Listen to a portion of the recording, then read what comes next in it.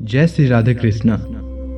आज मैं आपके लिए माघ मास महात्म्य की कथा का 26वां अध्याय लेकर आया हूँ। तो आइए सुनते हैं माघ मास महात्म्य की कथा का 26वां अध्याय। पृथक कहने लगा कि हे प्रेत, तुमने सारस के वचन किस प्रकार और क्या सुने थे, सो कृपा करके कहिए।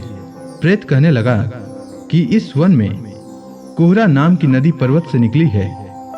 मैं घूमता घूमता उस नदी के किनारे पहुंचा और थकावट दूर करने के लिए वहां पर ठहर गया। उसी समय लाल मुख और तीखे दांतों वाला एक बड़ा बंदर वृक्ष से उतरकर जल्दी से वहां पर आया जहां एक सारस सोया हुआ था।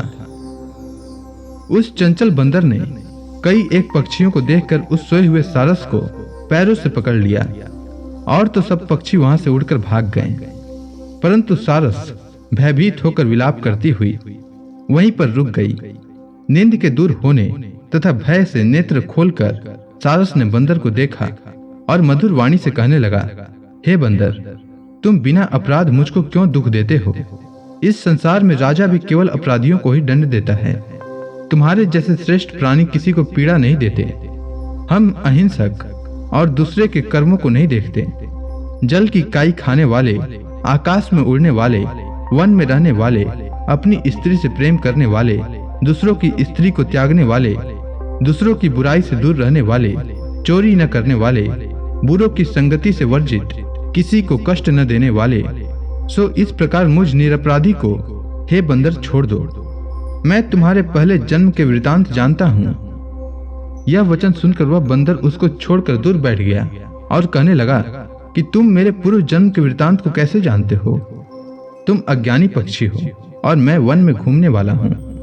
सारस कहने लगा कि मैं अपनी जाति की स्मृति के बल से तुम्हारे पूर्व जन्म का सब वृतांत जानता हूँ। तुम पूर्व जन्म में विंध्य पर्वत के राजा थे और मैं तुम्हारे कुल का पूज्य पुरोहित था। तुम राजा होकर अपनी प्रजा को पीड़ा दिया करते थे। विवेकहीन तुमने बहुत सा धन इकट्ठा किया। सो वानर, प्रजा की पीड़न रूपी अग्नि की ज्वाला से तुम पहले ही तप चुके हो। पहले तुम कुंभी पाक नरक में गिराए गए। तुम्हारे शरीर को नरक में 3000 वर्ष बीत गए। फिर नरक से निकलकर बचे हुए पापों के कारण इस बंदर की योनि में आए और मुझको मारना चाहते हो। पूर्व जन्म में तुमने ब्राह्मण के बाग से लूटकर बलपूर्वक फल खाए थे। उसका यह भयंकर फल हुआ कि तुम बंदर और वनवासी हुए। प्राणी अवश्य में अपने किए हुए कर्मों को भोगता है। इसको देवता भी नहीं हटा सकते। इस प्रकार मैं सारस का जन्म लेकर भी अज्ञान से मोहित नहीं हुआ।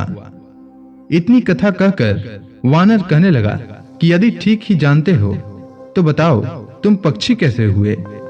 सारस कहने लगा कि मेरी दुर्गति का कारण भी सुनो। तुमने नर्मदा नदी के किनारे सूर्य ग्रहण के समय बहुत से ब्राह्मणों के निमित्त 100 ढेर अन्न के दान किए थे। मैंने पुरोहिताई के मद से थोड़ा सा ब्राह्मणों को दिया और बाकी सब मैं अपने लिए रख लिया। इन ब्राह्मणों के द्रव्य का अपहरण करने के पाप से मैं पहले काल सूत्र नरक में और फिर रक्त कल्टुम नरक में, जहां पर बड़े बड़े कीड़े थे और रक्त तथा पीप से भरा हुआ नाभि तक, नीचे सिर और ऊपर पैर किए हुए, पीप चाटता हुआ उस दुर्गंध वाले नरक में कीड़ों आदि से काटा जाता था। 3000 वर्ष तक उस यातना को भोगता रहा। मैं नरक के दुख का वर्णन नहीं कर सकता। फिर नरक की यातना से मुक्त होकर यह सारस का जन्म पाया, क्योंकि पूर्व जन्म में अपनी बहन के घर से कांसे का बर्तन चुराया था। इसको मैंने एक जुआरी को दिया। इसी से मैं सारस योनि में आया। यह मेरी स्त्री पिछले जन्म में ब्राह्मणी थी। इसने भी कांसे की चोरी की थी। इसी से यह मेरी स्त्री और सारसी हुई। यह सब मैंने तुमसे कर्म फल कहा। अब भविष्य की बात भी सुनो।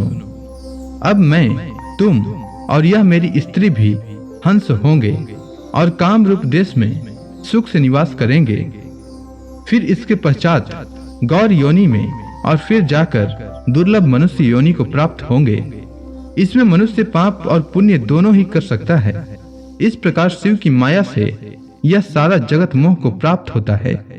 न केवल हम ही, परंतु इस संसार के सभी जीव प्रवृत्ति मार्ग में फंसकर अच्छे और बुरे कर्म करते और उनका फल भोगते हैं। इसीलिए सब प्राणियों को धर्म का सेवन करना चाहिए। देवता, असुर, मनुष्य, व्याघ्र, कीड़े मकोड़े सभी से कंटक रूपी मार्ग नहीं छूटता।